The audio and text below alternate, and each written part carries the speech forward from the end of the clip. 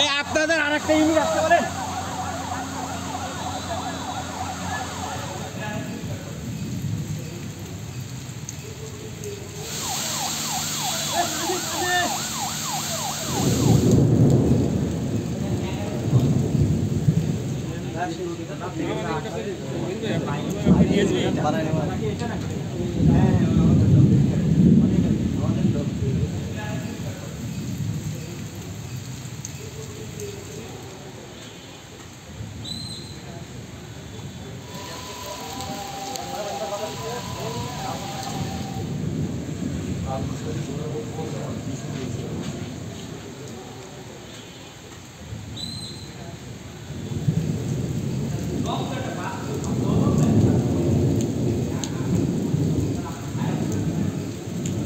আমরা 11:15 সময় সংবাদ পাই। সংবাদ পেয়ে দ্রুত ঘটনাস্থলে আসি।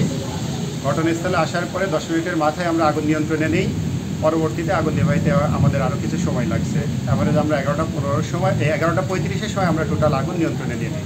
ধারণা করা হচ্ছে হয়তো ওভারহিট, মানে বৈদ্যুতিক সরঞ্জামে আগুন লাগার দুইটাই কারণ, একটা হচ্ছে শর্ট সার্কিট আর একটা হচ্ছে ওভারহিট।